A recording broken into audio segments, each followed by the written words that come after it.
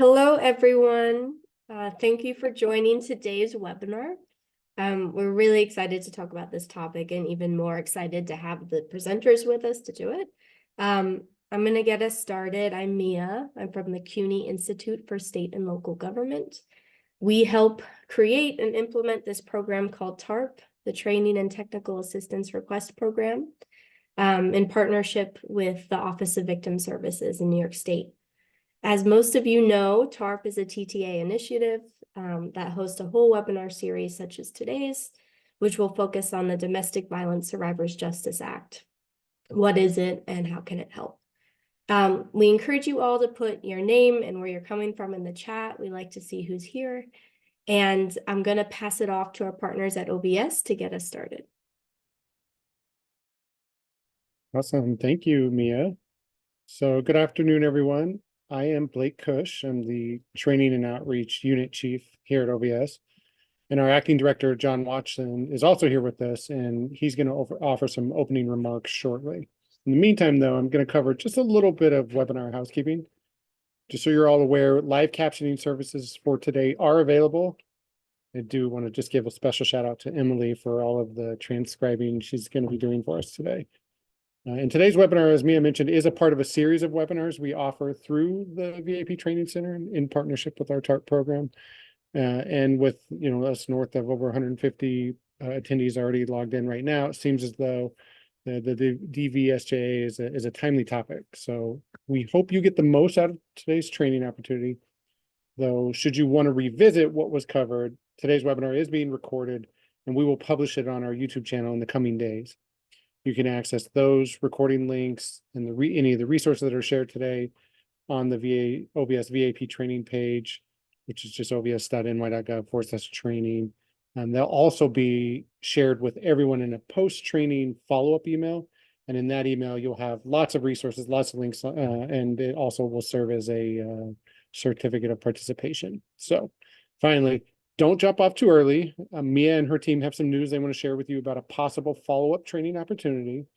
And although when you do leave, you'll also be directed to an evaluation survey on the presentation. Mia will share a link for this as well, but please take a couple minutes and give us your feedback. It's incredibly valuable, helps all of us make improvements in future trainings. And it's feedback that we give directly to all of our presenters. So it helps them with their future trainings that they do as well. So that said, I'd like to turn things over to our Acting Director, John Watson. Thank you, Blake. Good afternoon, everybody, and welcome to today's program. As Blake mentioned, this is one in a series of our offerings, which we held in the winter. I could say held in the past tense because this week is now spring. We will continue to offer more programs through the spring. I am John Watson. I'm principally the counsel for the Office of Victim Services, but during the vacancy of the director position, I am also acting director, the temporary face of OVS. Once the governor fills the vacancy here, we'll be sure to let everybody know. All of our webinars and the topics we're offering are based on and have been developed with the direct feedback from attendees like those on today's program. OVS has conducted a training needs assessment, and the participation and feedback in those surveys is what helped us develop the content in collaboration with our partners from the CUNY Institute for State and Local Governments team, ISLG. This content is tailored to the unique needs of the attendees and programs like yours. I'd like to take a moment for a plug for OVS's own dream team, they call themselves, Blake, Rachel, and the OVS Training and Outreach Unit for their coordination. Also, Mia Greco, Miriam Goodman, and the whole CUNY ISLG team. These are our TTARP providers and webinar organizers. Last but not least, today's presenters, Clarissa Gonzalez, Kate Modulescu, and Monica Slakovitz, all from Survivors Justice Project. Everybody from the Dream Team to our TTARP providers and organizers to our presenters all make this webinar and the series that we're offering possible. And we'd like to thank all of them. With that, have a great afternoon and week. Thank you for your attention to the program. And I've been told to pass this on to Mia from ISLG. Thank you. Thank you, John, and Blake for those introductions. Before we begin with the real beef of today's webinar, which is the Domestic Violence Survivors Justice Act, I'm going to give a very quick overview of TARP and some opportunities you all have to receive support through TARP, and then we'll pass it off to the Survivors Justice Project. So as we've mentioned, today's webinar is offered by TARP. It's a statewide program that offers TTA. And the two ways we offer TTA is through these webinar series, such as today, but also through individualized TTA for individual organizations. So we partner with organizations, victim assistance providers who would like to receive custom tailored training, and then we provide that at no cost to the provider. We have a whole consortium of consultants who help us provide that training and that technical assistance. If we at ISLG don't have what you all need to fulfill your training need, then we connect you with someone who does. We've put here a few examples of the kinds of categories of trainings we can offer. Everything from conflict resolution, developing trauma from, or developing talent from within, that's the, trauma-informed supervision, making the transition to supervisor. We have accessibility trainings. It's really a wide range of trainings and support. And to receive it, it's a pretty simple process. A program director or an executive director from your organization will go onto our TARP catalog, which is linked here, select a category of training, and then submit a request form. And after that, the process is quick. We receive your request, we reach out to you, and we schedule a call to start planning that training and that technical assistance. So we encourage you all to do that if you can. It's a really great program, and the program ends in September, or at least this rendition of it. So we encourage you to get your requests in as soon as you can. So without further ado, I really am excited to introduce these group of leaders at the Survivors Justice Project. They'll be talking to us today about the Domestic Violence Survivors Justice Act. What is it and how can it help? And this is a group of leaders and advocates and researchers and students who help track the implementation of this legislation. And they also help support survivors who are trying to use the legislation, and they provide TTA on the mechanics of the act itself. So I'll pass it now to Kate to get us started, and thank you all.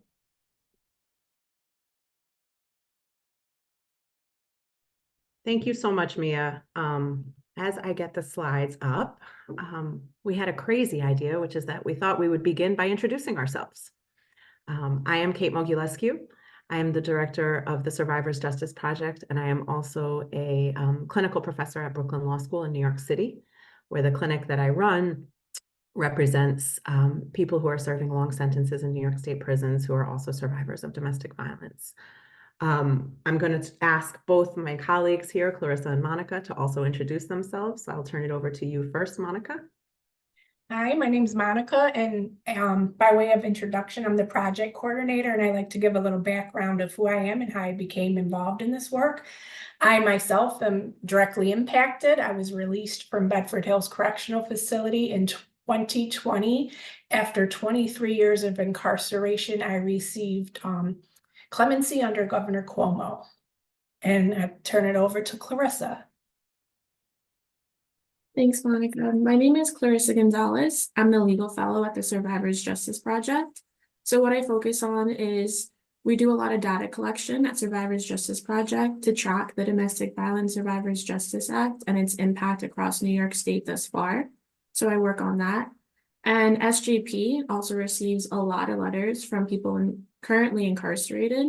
And so I respond to those letters. There are people who are going through the process currently, or they're interested in getting more information about the law. So for every letter that we get at SJP, we make sure we give a thoughtful response.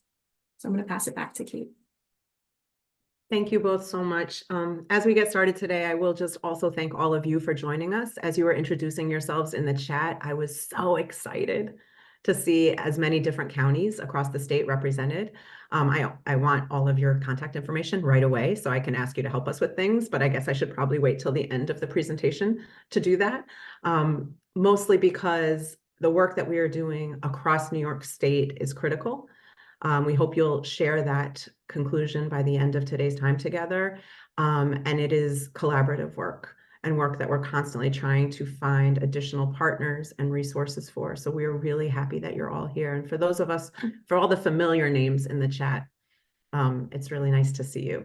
So thank you all for being here. Another quick note before we get started, what we will be discussing today is people's experience with interpersonal violence, abuse, and harm. Some of this stuff is, of course, difficult to hear and think about. We're also not just talking about interpersonal violence, but we are going to also be talking about the harm of state violence, of the criminal punishment system, and what the harms that happen when people are arrested, prosecuted, and punished. We understand that for many of you, this is going to land differently because of your own experiences, or because of the experiences of loved ones in your life. And so for that, we just want to acknowledge that. I'm not sure that there's much to do except say this is deeply personal to people. And if you find yourself having a reaction during the time together today, please take good care of yourself. One further note about the language that we use throughout this presentation, you will hear us talk about incarceration and women, domestic violence and women, and organizing and women throughout today. That is because the history of our collective and of advocacy around this specific law is deeply rooted in women who have been incarcerated, women who have survived long sentences. We understand, though, and we do that with an awareness that, of course, the issues that we're talking about impact people of all genders, and we are very mindful of that. If you have any questions today, we're going to ask you to post them in the Q&A. We're going to try to keep an eye on that as we move through our presentation, intersperse them where appropriate, and then get to whatever we haven't covered at the end. All three of us talk a lot. So how we are going to accomplish this in the next 80 minutes at this point, unclear, but we're going to try. So first, let's tell you a little bit about our collective, the Survivors Justice Project. We are a grassroots collective. Despite the appearance here of professionalism and massive resources, we are actually a very small and somewhat scrappy organization. We're activists, we're lawyers, we're social workers. Many people on our team, our advisory group, which centers and leads all of our work, have survived not just domestic violence, but also long-term incarceration. Monica is going to take you a little bit through the history of SJP in a second, but where we are located right now is we are a program of the Women in Justice Project, which is a project of Tide Center. We thought we'd put a lot of words into that just to make it as confusing as possible, but we also work in partnership with the clinic that I mentioned already that I run at Brooklyn Law School. And our goal is the decarceration of domestic violence survivors. And what does that mean? That means that we focus on using the specific law that we're going to talk about, the Domestic Violence Survivors Justice Act, to recognize and address the experience of survivors of domestic violence who have been arrested, prosecuted, and punished. We formed in early 2020, which was soon after New York passed the Domestic Violence Survivors Justice Act. I didn't realize until now how many ridiculous pictures of me are actually in these slides, so we're going to remedy that moving forward and take some of those out. But here's an early version, an early collection of our advisory group team. And one of the things that guides all of our work is a deep commitment to the organizing that comes out of and really flourishes from inside-outside collaboration, right? People outside of prison and people inside of prison working together to achieve social change. And in doing that, we recognize a couple of things. Many of us are deeply connected to our professional identities, whatever letters you might have after your name, whatever degree you have achieved through struggle and perseverance. But we actually don't make deep distinctions between that among our collective. We don't see any one profession, discipline, title as being uniquely powerful or having expertise. We don't see lawyers, for example, as being the gatekeepers to accessing the law and using the law as a tool. And so we really think about our different histories and experiences and how they all come together to fuel our advocacy. As you know, because you signed up for this webinar, our main focus is the Domestic Violence Survivors Justice Act. In the next 20 seconds or so, you can just practice saying the acronym in your head, DVSJA, DVSJA, DVSJA. It's the one we will use throughout today, and it does take a second to get used to. But passed in 2019, the DVSJA is a truly remarkable sentencing reform. You'll understand hopefully why by the end of today. But most notable here is the law was passed in 2019 and Survivors Justice Project hit the ground running in 2020 to try to work on implementing and tracking the law. And with that, Monica. You're muted, Monica. Hi, thank you, Kate. So we like to track the history of the DVSJ back to 1985 in Bedford Hills. Public hearings were held on the connection between domestic abuse and criminal legal involvement, and that was the seed that was planted. And then in 2009, the New York Coalition for Women's Prisoners organized and led the DVSJA campaign. And that was a 10-year advocacy fight that they led. And then finally in 2019, the law was passed successfully. But what we like to point out that it was really a grassroots effort led by justice impacted women. And it started with women, it ended with women, and it continues on with women. Next slide, please. So as I said, leadership are directly impacted women. And when SJP formed, it was with this idea that we will continue on. So it started with women and the experiences of women, and SJP really holds to that. Then we lead with women and women's experiences. Next slide. So the main purpose of the DVSJA, and it was intended to address shortcomings in New York's prior DV sentencing exception to Jenna's law, which was too narrow and did not lead to less punitive sentences for DV for survivors as intended. And it recognizes the link between DV and women's incarceration, although all people of genders are eligible. And it helps to shift narratives in public consciousness around DV and incarceration. Next slide, please. So what makes the DVSJ so groundbreaking? So first of all, it expands judicial discretion and the ability to depart from mandatory minimum sentences, and even in some cases, alternative to incarceration sentences. And one of the bigger things, that includes relief for survivors convicted of felonies categorized as violent under the law, which in so many efforts over the years, violent offenders were left out of the conversations and any type of relief. It also takes a broad view of domestic violence just beyond intimate partner violence, which includes family members and other non-relationships. Victims of offense do not need to be the individual who perpetrated the abuse. We will talk about a lot about this later, that, you know, the idea of the perfect victim in these cases, where it's someone that strikes back against their abuser. And so we'll talk a little bit more about that as we move on. And one of the other big things is it offers retroactive and prospective relief. So when I say retroactive relief, people who have already been sentenced under the law can apply for retroactive relief. And it can usher in a new paradigm shift surrounding DV and trauma. It can change the false victim perpetrator dichotomy. It can help usher in the importance of restorative justice and healing, and a broader sentencing, parole, and clemency reforms. Next slide, please. And what we do know is, you know, when we talk about expanding judicial discretion and the ability to depart from mandatory minimums, is how harmful incarceration is for DV survivors. And it just continues to perpetuate the violence that they've already experienced in their life, and not only incarceration, but parole. So it's one of the more important things about the law, that it departs from that, and it will help break the cycles of abuse in people's lives. Next slide. Okay, so now we're going to go through the mechanics of the DVSJA. So the law is broken down into two parts. As you'll see on the screen, you have Penal Law 6012, and we have Criminal Procedure Law 44047. 6012, Penal Law 6012, that's forward-looking, and Criminal Procedure Law 447 is backward-looking. So what does that mean?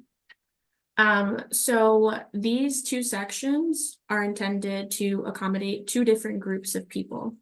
So we have one group who have offense dates before August 12, 2019. And then we have a second group of people who have offense dates after August 12, 2019. And so you're probably thinking, why August 12, 2019? And so that was the day that the law was enacted, and that just means that that's the day the law went into effect. Next slide, please. So now we're going to focus on that forward-looking part, the Penal Law 6012. So like I said, so people who have offense dates, right? So that's the key, offense date. We're not looking at arrest date. We're not looking at sentence date. So Penal Law 6012 provides for alternate sentences at the initial sentence proceeding. Basically what that means is for people who have offense dates, right, after August 12, 2019, what they can do is after arrest, they can request a hearing that will allow for a different alternative sentencing. Next slide. And so CPL 447, this is backward looking. So for people who have offenses before August 12, 2019, they're likely already incarcerated. And so they can use this law to provide relief through resentencing. Next slide, please. And so what we have here is a sentencing range chart. So you heard Monica say a little bit earlier, she said mandatory minimum. So if you look at the chart, you'll see it has offenses, right? And it has violent felonies specifically, which is one of the big things about the DVSJA. We rank felonies through A through E, A being the highest, E being the lowest. So for example, you have here, let's say manslaughter in the first degree. That's an example of a first degree B violent felony. The mandatory minimum there is 5 years. So it's 5 to 25. What the DVSJA does, and what makes it so unique, is that it takes that mandatory minimum and it makes it the maximum. So now someone, let's say, has an offense date before August 12, 2019. They want to use this law, and we're going to go through some of the other requirements in a little bit.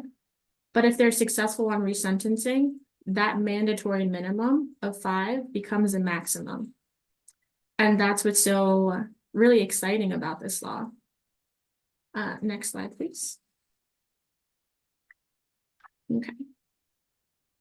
So what we have here is a DVSJ has certain criteria. There are things that we have to prove, right? And just going through this in order of appearance, one of the requirements that we have is called a temporal nexus requirement. We get that from a case called People versus Williams. Really what that case is saying is that the abuse someone experienced can't be too far in time from the date of that offense, right? And this is kind of problematic because we understand that trauma doesn't really work.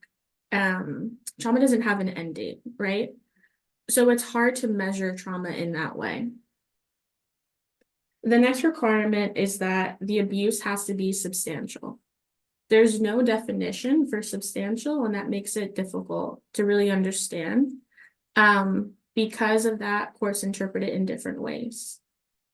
Monica mentioned earlier, perfect victim, right? And we kind of see this play out a little bit here. Like, who is a perfect victim when we're thinking about DVSJA? Usually the courts have decided, right, that a perfect victim looks like a female who is in an intimate relationship with a male partner.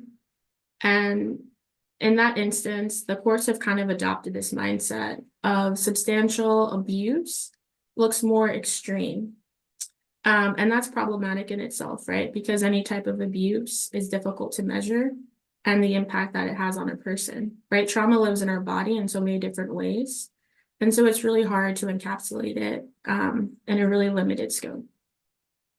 So here, a person has to experience either physical, sexual, or psychological abuse A person can, when working on a DVSJ application specifically, they can allege one type of abuse or all three. What we've seen so far is specifically for, right, that CPL 447 for the resentencing cases. I think it's always helpful to try to orient where we are. So in this example, the resentencing portion, people who've alleged only psychological abuse, unfortunately, have not been as successful as people who allege 2 or more types of abuse. The next part here is interesting, right? So the abuse has to be inflicted by a member of the same family or household. For that language specifically, we turn to Criminal Procedure Law 53011, which defines who is part of a family or household. And this definition is actually pretty broad. It doesn't include a babysitter. It doesn't include a home health aide. But it includes more than just intimate partner violence. Another requirement that we have is that the abuse has to be a significant contributing factor. Again, the language around this is not defined by the legislator specifically. So courts have used this to, courts have kind of adopted their own approach as to defining significant contributing factor. And then the last one here is that the sentence has to be unduly harsh. What we've seen, and there's a case, it's called People versus Liz L. What we've seen here is courts in the past, before this decision, sometimes will say that the domestic violence someone experienced was already taken into account when a person was in the initial stages, right? When a person was maybe going through a plea. And what that decision does, which is really significant, it says that whether or not the domestic violence someone experienced at that plea in the initial beginning is not relevant here. So basically what that means is that it really opens up the category of people who can now find relief through this, because that was definitely a barrier that people were experiencing in the past. Next slide, please. Can I just jump in for 1 second to say, Clarissa, just to add to the question about what significant contributing factor means. You mentioned that courts have adopted sort of their own interpretation of this because it's not clearly defined. And one of the things that we do know, though, is that there is not a specific test for when something can be a significant contributing factor or when it isn't. In one of the very first cases decided under the DVSJA, where a court granted resentencing to someone that was serving the maximum sentence on a homicide offense, the court, in that case, it was a homicide that occurred in the prosecution's theory was that it occurred in the course of a robbery that had gone bad, where the person prosecuted then ended up killing the decedent, the victim.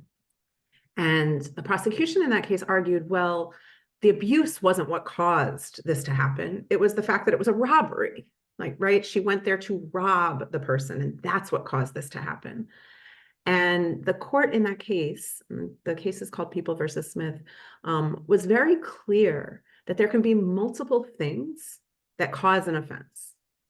And the DVSJA doesn't require you to prove that the abuse was the only thing that caused the offense. It can be one of many factors, including financial motivation, anger, right? Rage, disassociation, many different things that can contribute in addition to other factors. So the language of significant contributing factor, although a little unclear, is not meant to say that the abuse is the only thing that is happening at that moment and therefore why the offense occurred. Can you go to the next slide? Yes, thank you. So the DVSJA, as it stands right now, does not apply to everyone. I mentioned earlier that one of my focuses is that I respond to all the letters that SJP receives. And so when we get a letter, one thing that we do, if someone is interested in the DVSJA, is we check for facial eligibility. What you can think of that as just threshold eligibility. there are certain factors that have to exist for a person to walk through that threshold, right? And so one of those, they have to have an eligible offense. And this is a list of the excluded offenses. So a person is ineligible for the DVSJA if they committed any offense that relates to terrorism, if they committed an offense that requires them to register as a sex offender. We have aggravated murder, murder 1, and murder 2 rape. Next slide. Okay. And so again, I just want to orient where we are right now. So this is DVSJA criteria for resentencing specifically. We're back in that criminal procedure law 440-47. So for a person to seek resentencing, they have to be currently incarcerated, serving a sentence of 8 years or more for an eligible offense, and the offense date has to be before August 12, 2019. So August 12, 2019, that's our anchor date. Next slide, please. Before we move to the next slide, again, just to round this out, right? When a survivor is arrested and prosecuted, in order to, if their offense was committed after August 12, 2019, they must ask for a DVSJA sentence before they are sentenced at the time of sentencing. So when they have been convicted, they have either pled guilty or been found guilty at a trial, they must ask for that alternate, that DVSJA sentence that Clarissa explained, the reduced range, where the minimums become the maximum before sentence is imposed. The resentencing provision, on the other hand, has these additional criteria that you have in front of you. So for anyone that you're encountering with who is a survivor of domestic violence, who has been arrested and prosecuted, that essential question remains: what was their offense date? And therefore, where are they, as Clarissa kept saying, like, to orient yourself, where in the process might they fall? The survivors that are seeking resentencing are all currently incarcerated, whereas the survivors who are seeking an alternate sentence at the time of their initial prosecution, they may be in county jails, they may be out pending trial, but they have not yet been sentenced. Monica. So what has happened under the DVSJA so far? So we collect data to promote accountability, guide implementation, and identify trends and necessary areas for additional reform. Next slide. So today, 58 survivors have been resentenced after filing DVSJA applications. Nearly 90% women and nearly 70% people of color. Next slide. Over 150 years of needless incarceration have been saved from earliest possible release, including 13 potential life sentences. The survivors have been sentenced under the DVSJ originally. They would have avoided over 416 years of prison time. So people perceive time in different ways, but I think there's always a distance when trying to interpret someone else's understanding of time and how fast or how slow it passes. We share this information to put in perspective how much time people have saved. This is 153 years that 58 people get to spend with their families, their friends, and loved ones. This reflects birthdays and holidays and being present for milestones. Had people been sentenced under the DVSJ originally, 416 years of prison time would have been saved. It might be hard to fully grasp right now, but I encourage you to sit with that number as we go through this presentation. Next slide. Thank you, Monica. And I think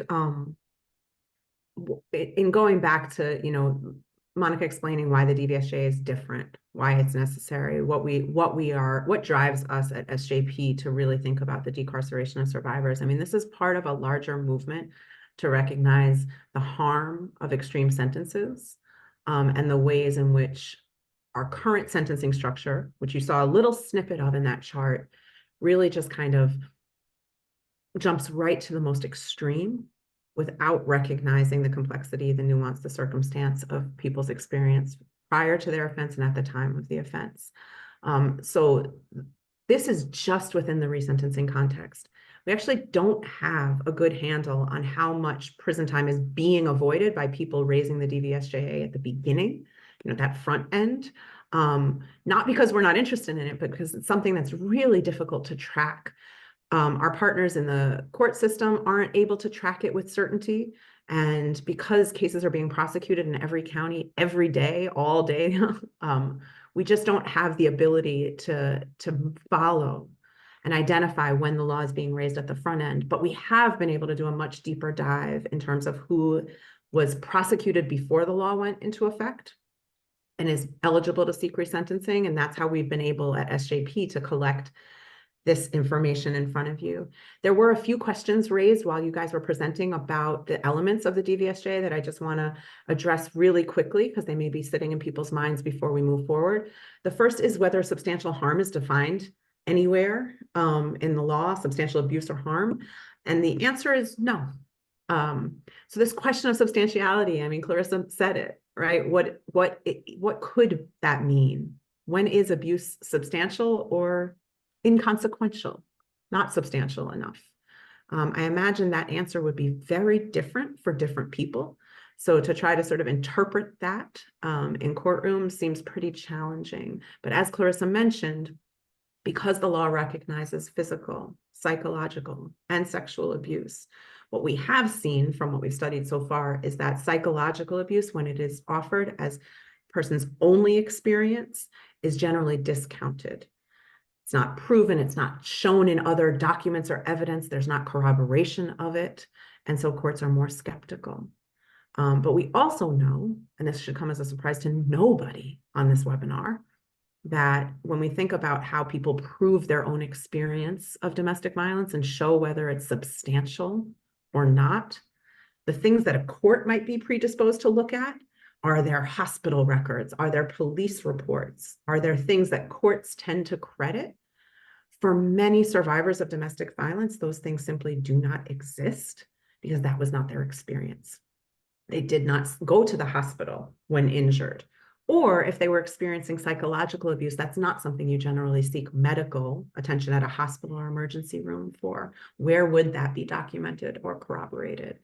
For people whose abusive family members did not allow them to seek medical attention, or if they didn't seek medical attention because in doing so, they would maybe expose their loved one, the person who was harming them, or another member of their family to potential risk or harm, right? Many people, as we know, do not report what is happening to them while it is happening. And so this question of how you would show that what happened to you is substantial is a barrier, an impediment for people, unless and until we can change courts, and I'm going to include prosecutors in that interpretation of what might constitute substantial or what might not.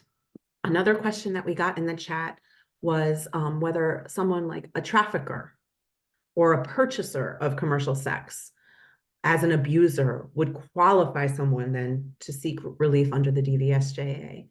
And the answer is in some instances, yes.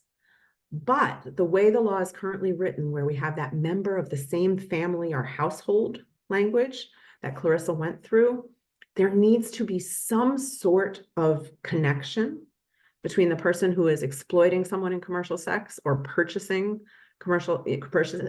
sex commercially.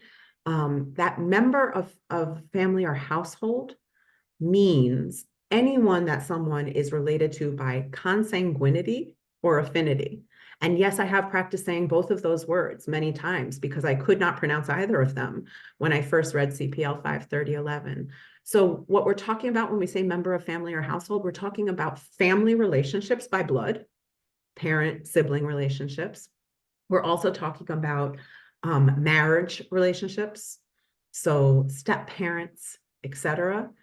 And so if a trafficker, and we're talking about intimate partnerships also, regardless of whether there's a marriage, regardless of whether there's a child in common, and regardless of whether the people have lived together at any point.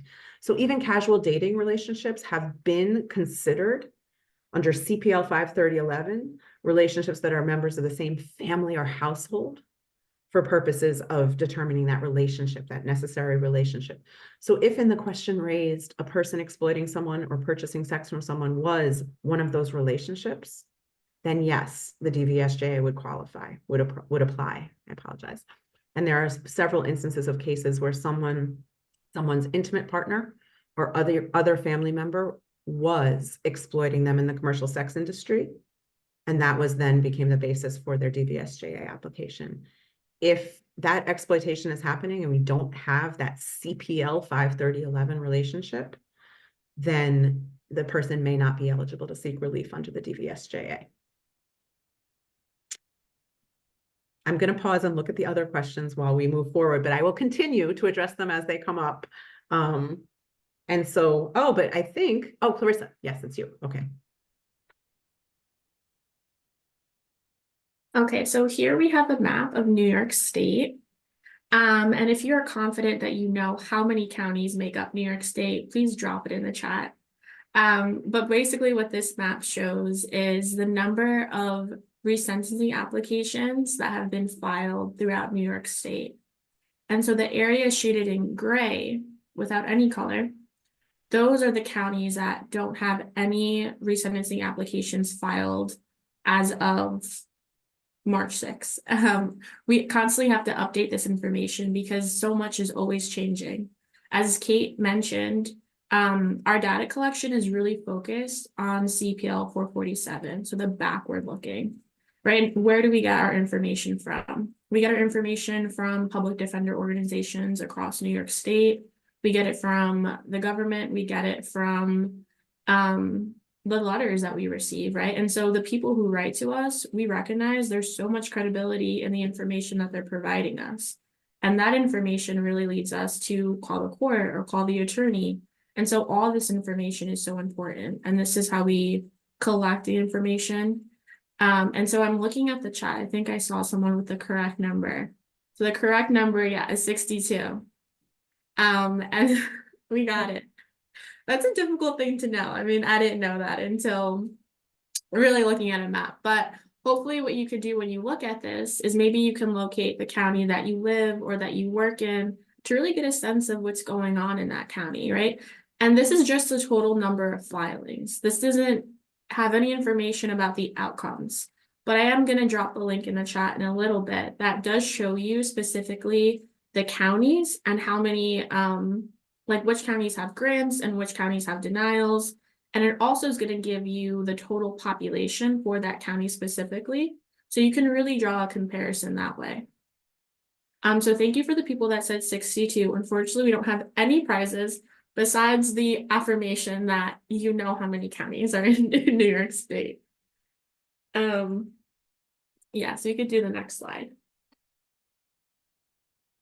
Thank you so much, Clarissa. And not that everything has to be driven by a prize, but maybe the hope there is that also in seeing the absence of activity in a particular county or area, folks are motivated to understand a little bit more about why that might be.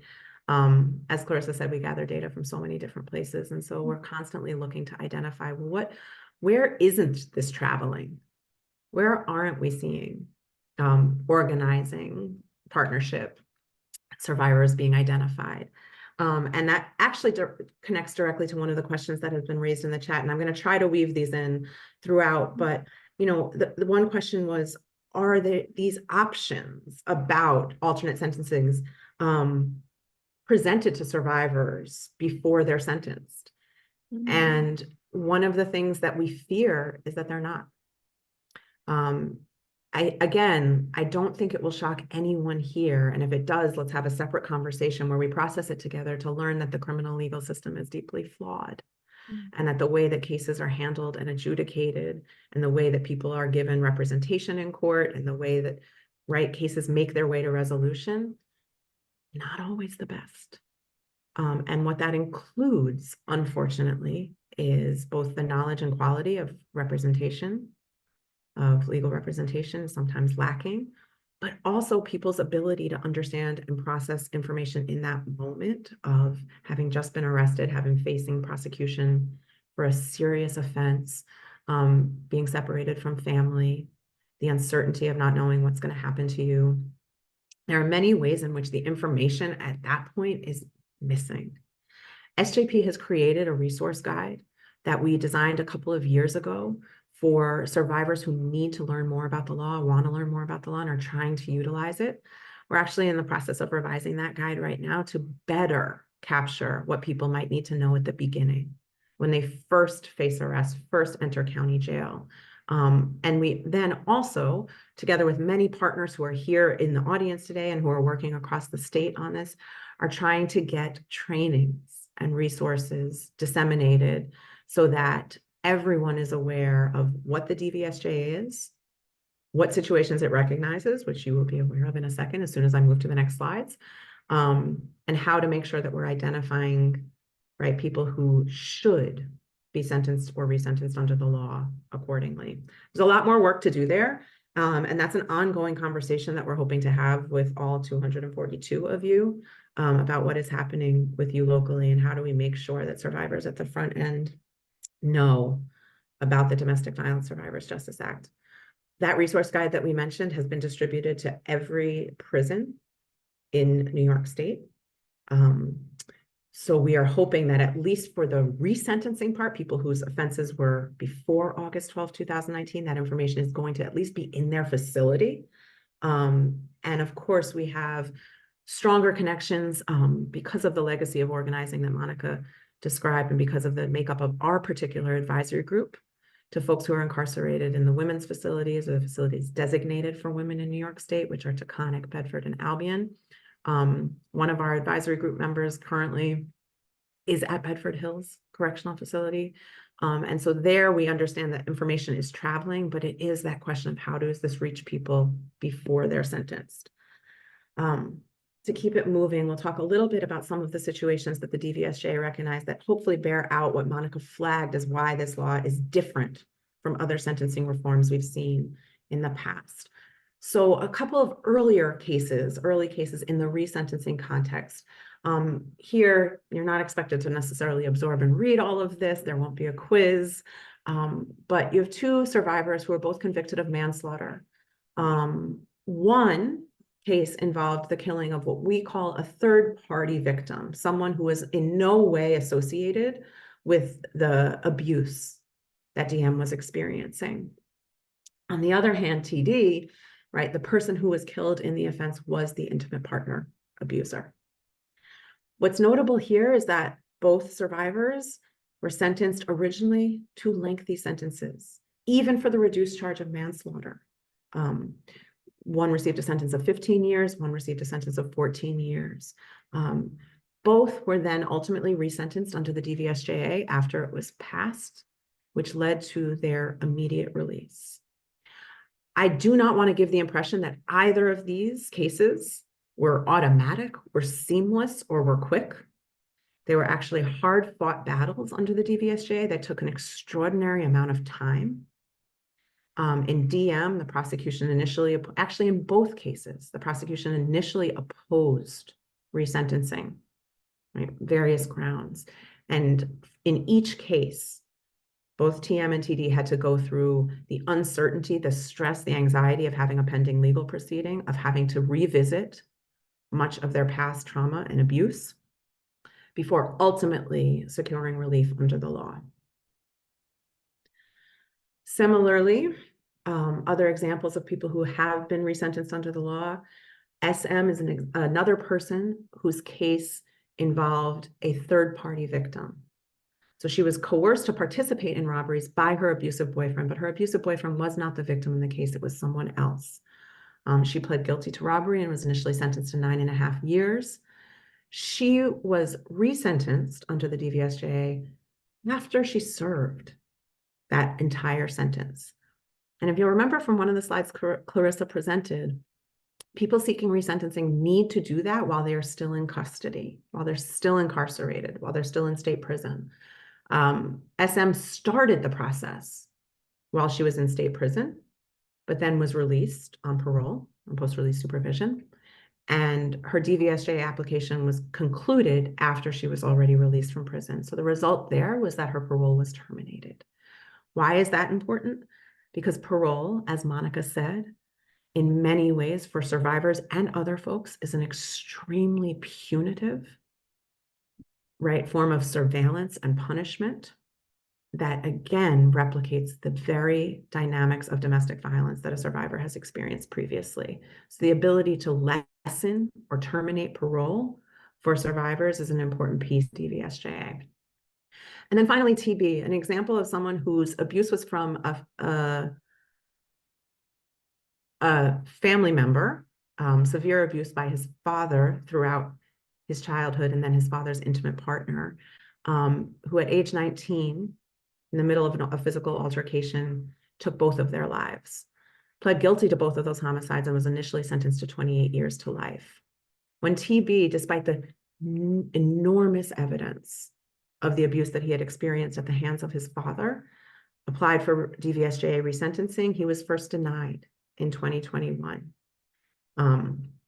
but appealed, and ultimately an appeals court found that yes, he did meet the criteria for the DVSJA. He was resentenced, and the result was immediate release. I think that now Monica is going to talk a little bit about the types of charges that we've seen under the DVSJA. Yes, thank you. So of the 58 survivors who have been resentenced after filing in DVSJA, the grants and convictions chart, what you see here is that the largest numbers of grants involved loss of life and serious harm. And this does not depart from the law's intended purpose, relief for survivors convicted of felonies categorized as violent. So I'd just like to point that out. Thank you. Next slide. So now we're going to go over the relationships with the victim. So we originally said 58 people have been resentenced after filing a DVSJA application. Here you'll see that the number says 56. The reason for that is 2 cases were for the criminal possession of a controlled substance. And so in those 2 instances, there was no direct victim. So here we have 56 cases that had a victim. One thing that I definitely want to highlight that Kate mentioned is a third-party victim, right? So when the victim in the case is not the abuser, we refer to that as a third-party victim. What's really significant here is that nearly 50% of the cases that have been successful involve the third-party victim, right? And so we have conversations with people that are currently going through the process. SJP, we have welcome home celebrations. So 2 times a year, we, get together with people that have come home from the DVSJA, and we have conversations. And one thing that we hear pretty often is that people didn't think this law applied to them. Maybe they didn't think the law applied to them because the victim in the case wasn't the abuser. Maybe they didn't think this law applied for them because the abuser was not an intimate partner, right? And so we're always doing our best when we approach different people and have these conversations to really clarify what this law is, what it does, and who it can provide relief for. And so even in conversations that we have with attorneys that are currently representing people going through this process, we make sure to clarify that the victim in the case does not have to be the abuser, because that is a source of confusion for a lot of people. But I think it's very significant that that number is nearly 50%. And then in instances where the victim was the abuser, it ranges. One thing that I do want to highlight, though, is that in 8 cases in total, the victim has been either a parent or a step-parent. One thing that we know about parricide specifically, right, when a person murders their parent, it's likely that there was some type of abuse going on for that to happen. And so the number here says 6 because that's when the victim was the abuser. When the victim's not abuser, it opens it up to that total number. So we have a total of 8 cases where the victim in the case is a parent. And there is, right, some hesitation about who the victim in the case is sometimes for people going through the process. There has been 1 case where the victim has been a child, which is very significant. Next slide, please. And just, we have a question, just if someone is asking us to redefine or explain a little bit more about what a third party victim Yeah. is. So if Yeah. you could go over that again. Of course. Thank you for that question. So, in these cases, a person has to identify their abuser, right? And going back to CPL 53011, how Kate mentioned, it could be someone that you're related to by blood, someone that you're married to, someone that you have a child in common with. It can be a very casual relationship. And so that's the abuser in the case. That's the abuser that someone's experienced abuse from. The victim in the case could be a stranger, could be a roommate. It doesn't have to be the person that they experienced the abuse from. And we've seen that, right? So some of the examples of a third party victim has been a roommate. It has been complete strangers. They haven't met this person at all. I think in one situation, one person organized selling of drugs, and so one person was trying to buy marijuana off someone, didn't know them, just helped organize that situation, right? So it's a broad range. But I think that that question is really helpful because it does create a lot of confusion, and so it's something that we definitely hear often. So I hope that clarified it. And then also there's just a question about the map and the counties reflected on the map. And I just want to make clear that this is the DVSJA is an application that has to be made in the court where the person was convicted. So for resentencing, the court where the person was convicted originally. So it's not about the county where the prison is, where the prison is located. It's about where the prosecution occurred. For resentencing, folks have to go back to that county and that court to seek resentencing. And then, of course, at the front end for sentencing, it's about the court that the person is in that's about to impose sentence, where a survivor is asking for a DVSJA sentence. So it's not about the location of the prison, but it's about the court, the county where the person was prosecuted originally. And I hope that helps. Okay. So on this side, you're going to see, again, this is going toward the 50 people that have been successfully resentenced after filing a DVSJA application. What's really interesting here is this is showing you the percentage that prosecution has consented. You'll also see the instances where prosecution initially opposed, but then consented. So basically what that tells us is that if prosecution comes in and says, no, we oppose, right? There's still an opportunity for them to change their mind. They're not married to their initial decision. And that's really significant. And then I think what's really telling here is that 26% of the cases involve prosecution opposing, but the court still granted relief. And that's so crucial here. I think, right, there is a lot of weight on how prosecution approaches the applications, but there's more weight given to the court, right? That discretion is given to the court. And this is what this highlights here. And I also do want to say that from the information that we have, we know that 15 counties have not consented to resentencing at all out of the 62. And it's 15 where there's actually been applications filed. Yeah, right? 15 where applications have been filed. Those 15 have not consented to any of the applications before them. Okay. And here we're going through the denials. So from what we know, 63 people have unfortunately been denied resentencing under the DVSJA. And so when we're going through the denials, Kate and I worked really hard to try to get copies of the decisions. And that's how we can really understand the basis of the denials. We go through the decisions, we read them, we flag them. We're really trying to understand the court and their line of logic for getting to that denial. So although 63 people have been denied, we only have copies of 60 of the denials of those decisions. So of the 60, 32 people have been denied on the papers. So what does that mean to be denied on the papers? So when a person files a resentencing application, that application is submitted to the court. The application is either granted or denied. If the application is granted, it moves on to a hearing. So in 32 instances, the court denied the application on the papers. Reasons for that, and Kate mentioned this a little bit earlier, and Kate's going to go through this in more detail in a little bit, but we call it a corroboration requirement. Basically, what that means is that there needs to be 2 pieces of evidence. And there's a list of criteria of what that evidence entails. Kate mentioned hospital records, police records, right? But we also think about the DVSJA and the intersection of immigration, right? There's a lot of people that don't call the cops for different reasons. And so that can create, that lack of documentation creates a barrier for a lot of people. Some people, right, we talked about earlier, I mentioned the temporal nexus requirement and that case People versus Williams. We see that a lot when people have experienced childhood abuse. So a person experienced childhood abuse and now maybe they're in their 40s and their 50s, you know, records get lost, paper records get lost, hospitals burn down. And so that's another barrier that people have to overcome. And that could be a reason for some of these denials.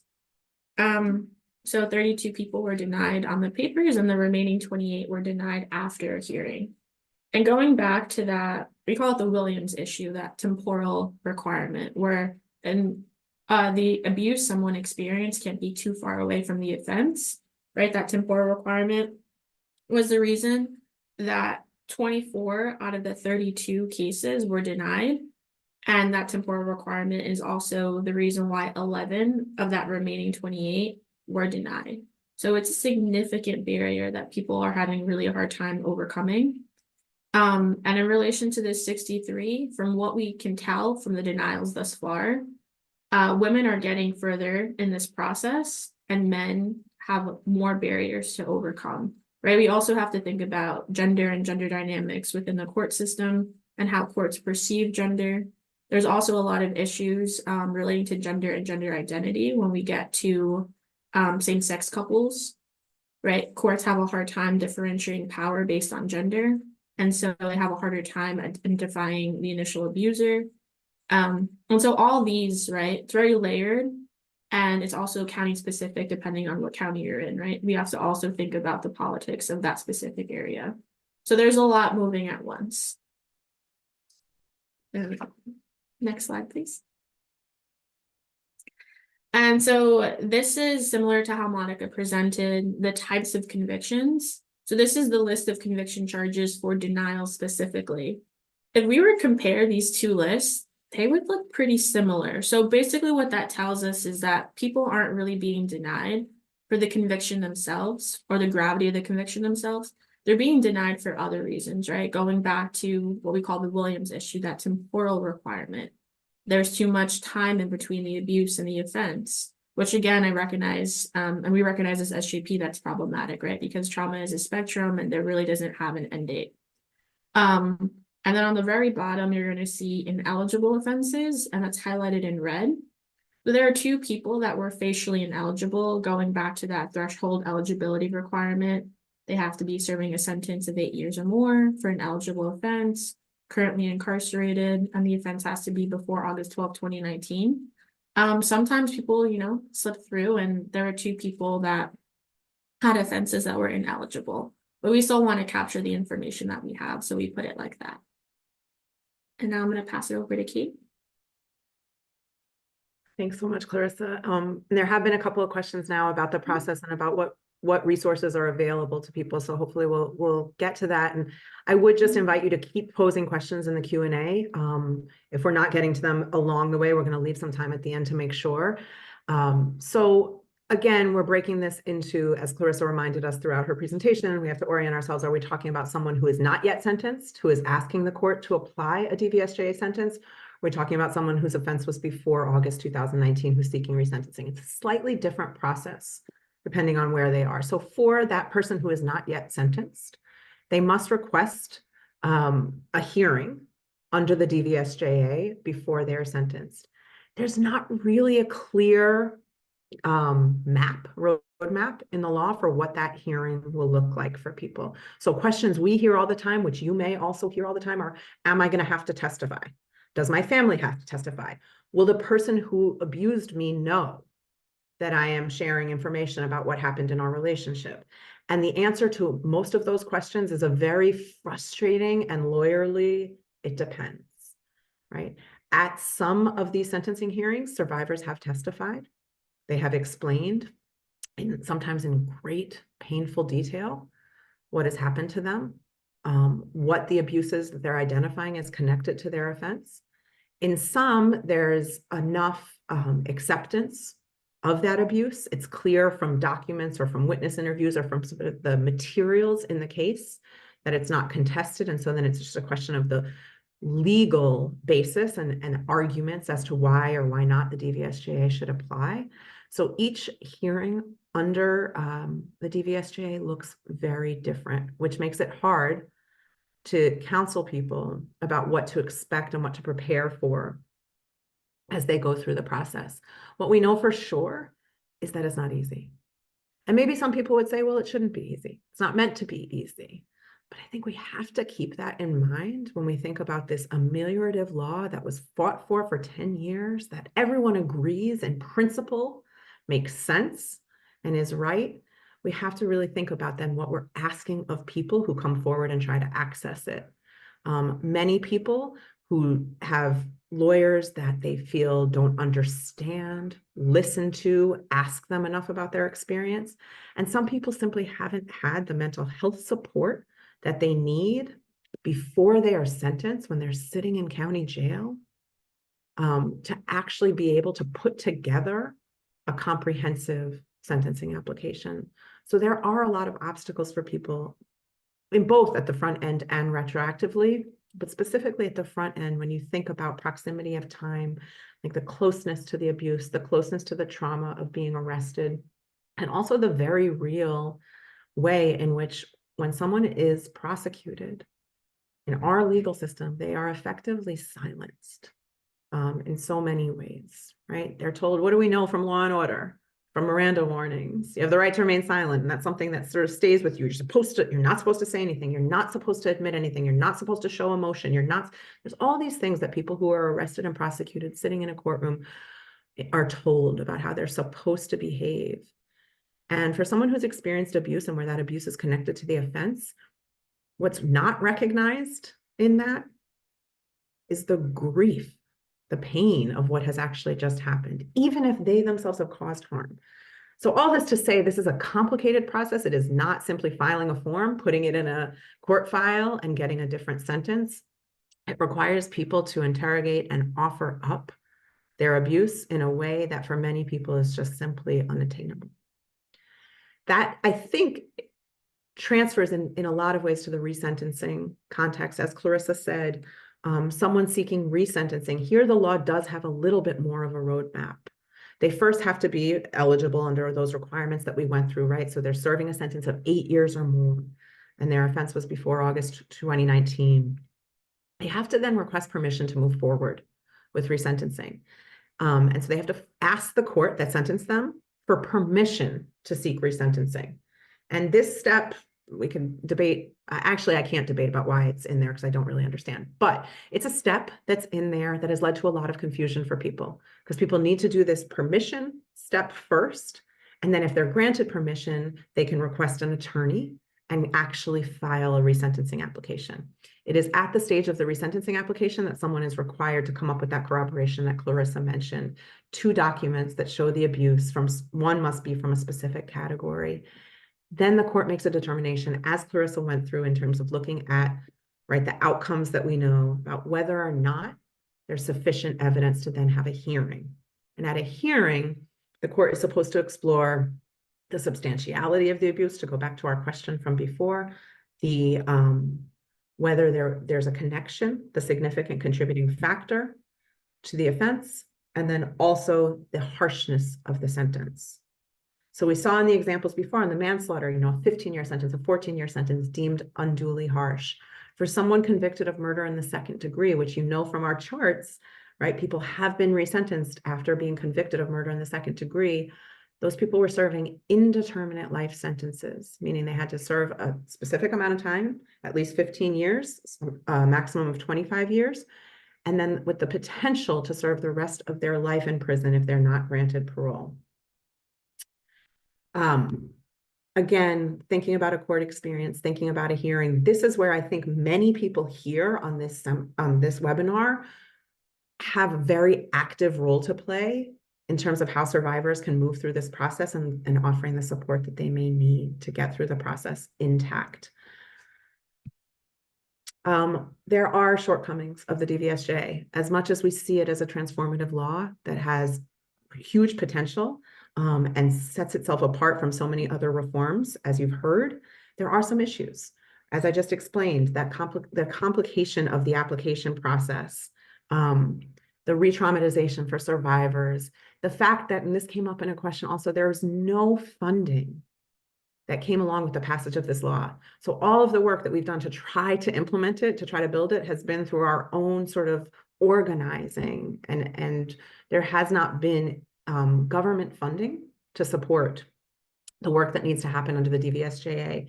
There's not just a specific group of lawyers that were ready and trained and able to go into any county and work with survivors. We're building that. We're building that through trainings. We're building that through a statewide attorney task force, trying to get attorneys to understand this and to be prepared to handle these cases, but it's a work in progress.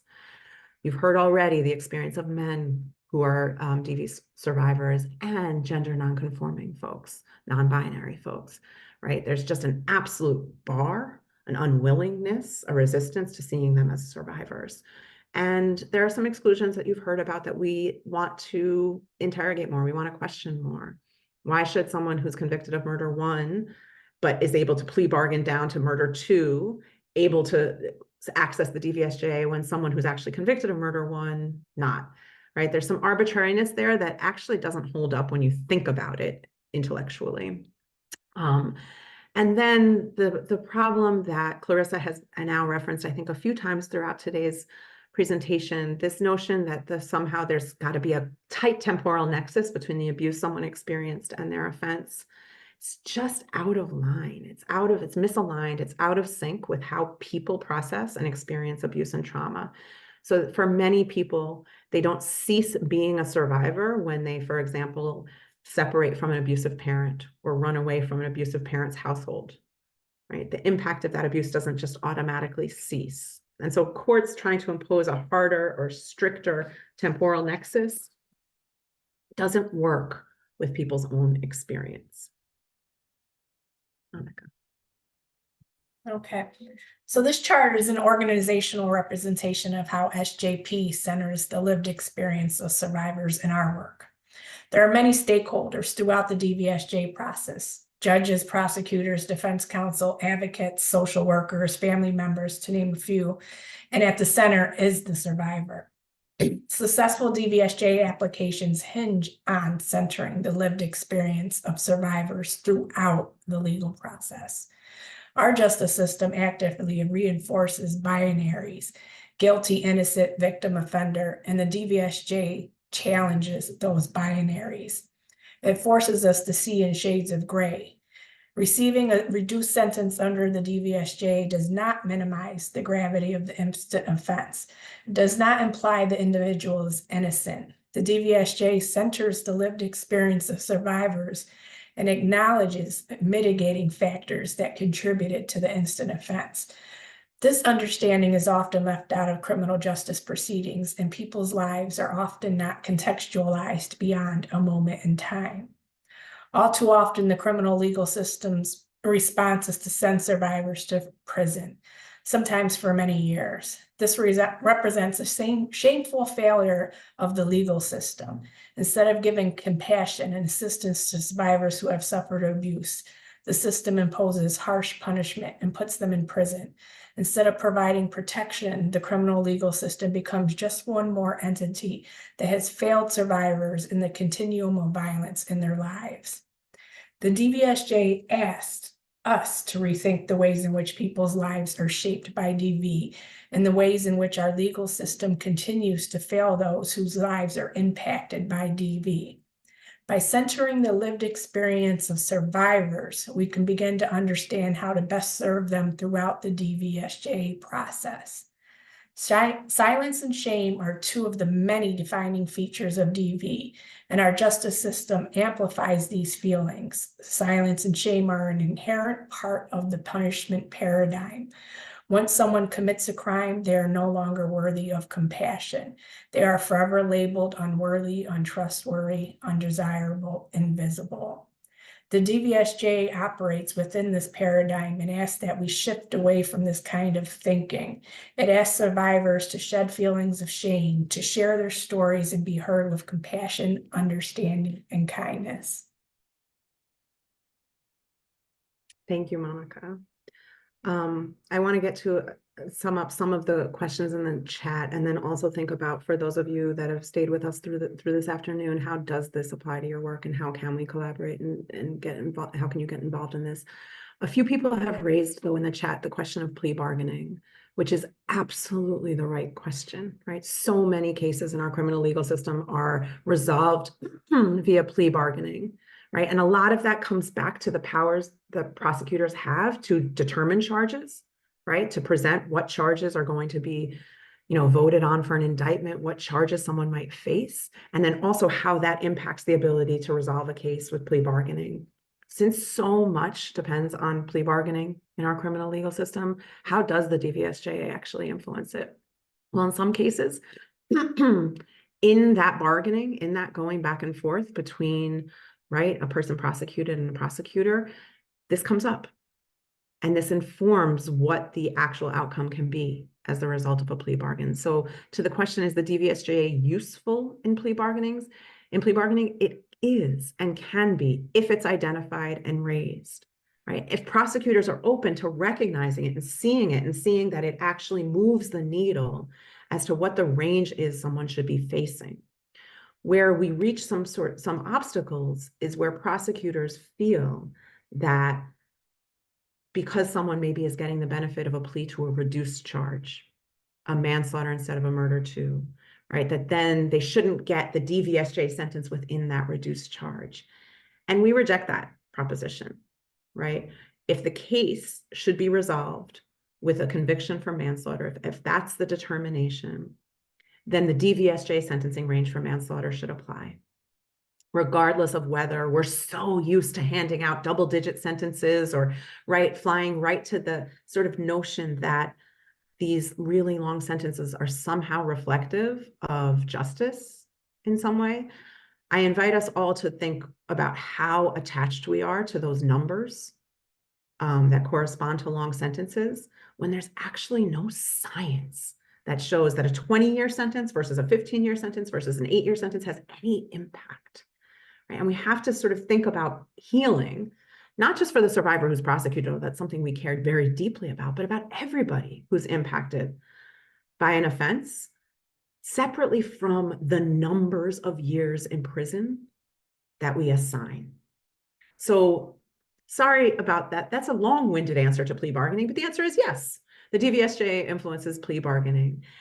It does, however, there's some issues that have come up where if a plea bargain is worked out, right, and a prosecutor's office is willing to, for example, resolve a case with a lesser offense, and then the person still is not getting the full benefit of the DVSJA, should they be able to then ask the judge for a DVSJA sentence?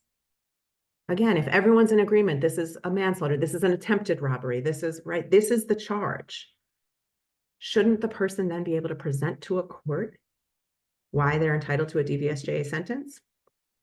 Well, I think you can tell from the way that I'm asking the question that I believe the answer is yes, but this is a place where there's been some resistance and some friction. So I want us all to think also about that as well.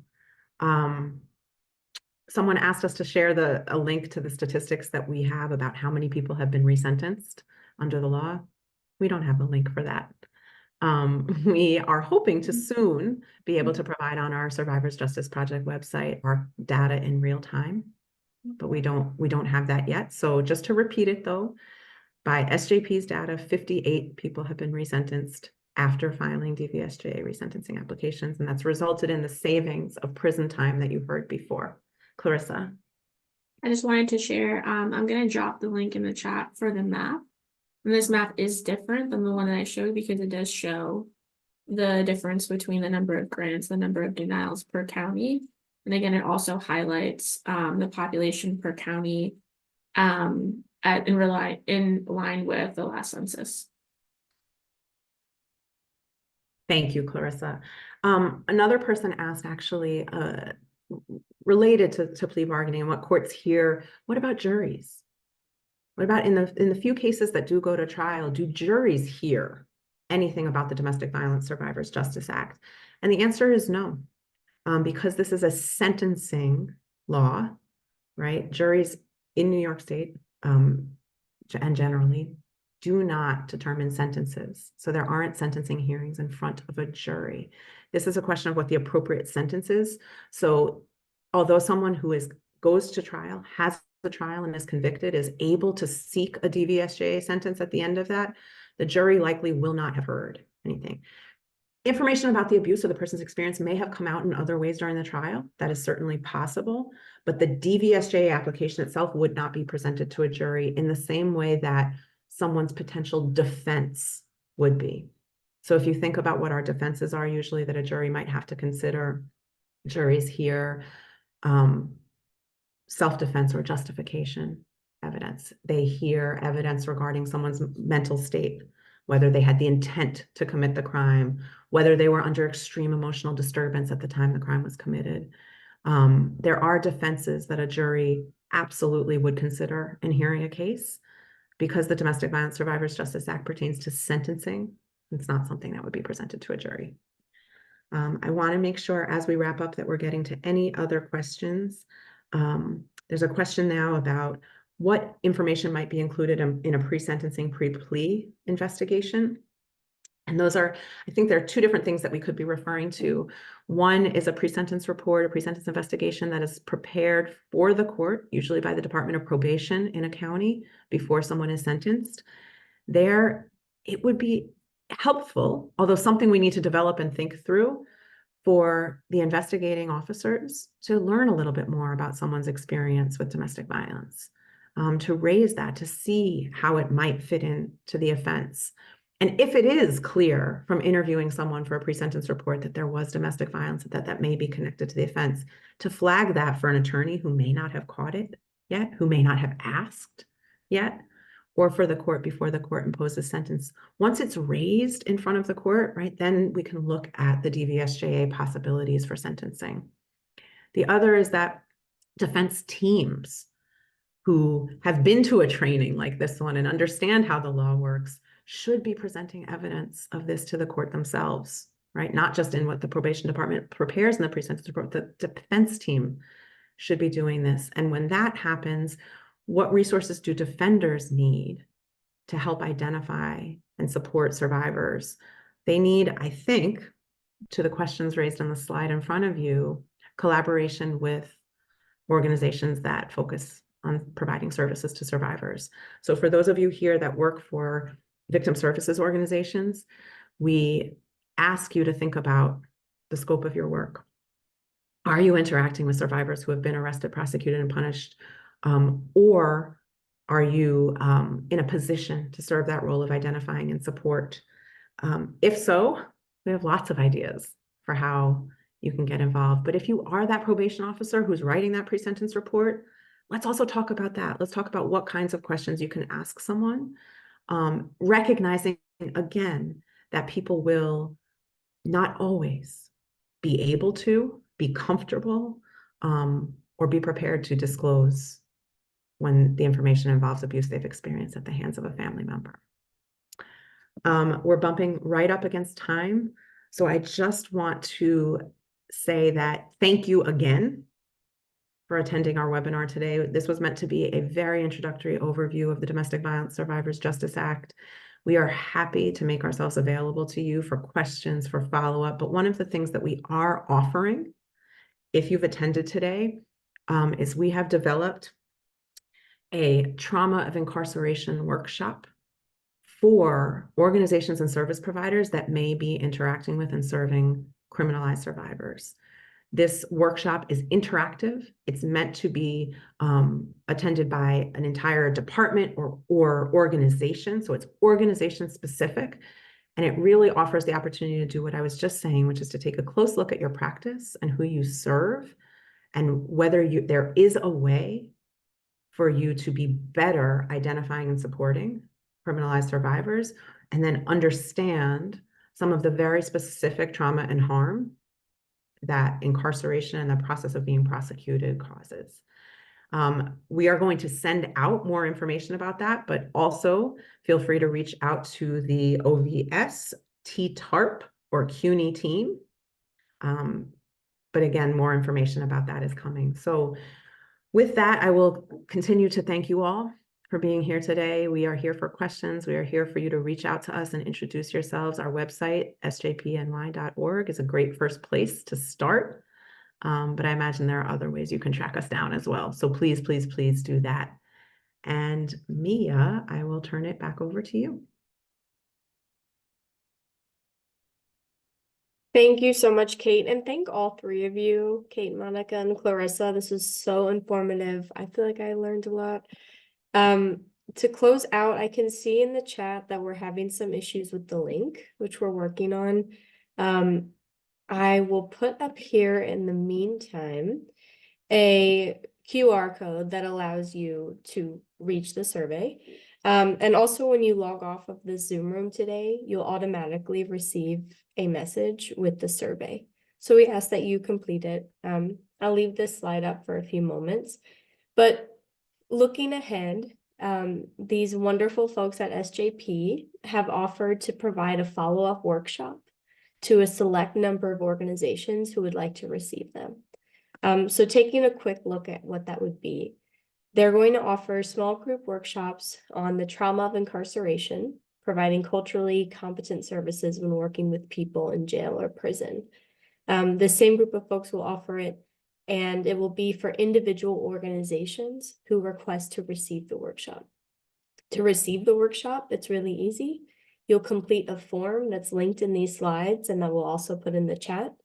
You complete the form and share a little bit about why your organization may benefit from this workshop and your availability for the workshop. And we, on our end, will select up to 3 organizations to receive the workshop. If you are not selected for any reason, please do not stress. You will have an opportunity to request individualized training on this topic through our request form. So either way, we're hoping to reach as many people as possible to continue to spread the word of this work. Thank you, SJP, for being willing to do that. Flagging one more opportunity that we're very excited about is a follow-up to our November webinar that you may remember was on healing in crisis, offered by Josie Torielli and Verena Selvi. You all gave us fantastic feedback in the survey, and many of you asked for a part 2 or a follow-up where you dive deeper into the neurobiology of trauma and how that relates to a social justice framework. And we have connected with Josie and Verena, and they're very excited to offer that follow-up to you. So for this one, they're going to offer this follow-up training 4 times to 4 separate groups. And how it works is there's 4 dates with a registration link for each. And the first 50 people who register will receive the training.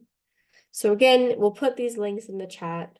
OVS's follow-up email to you all will have all of the links, not only for Josie and Verena's workshop, but also for SJP's workshop as well. So thank you for joining us. I'll leave this slide here. But it was such a wonderful webinar, and we're happy to have had you. Any final words before we close up?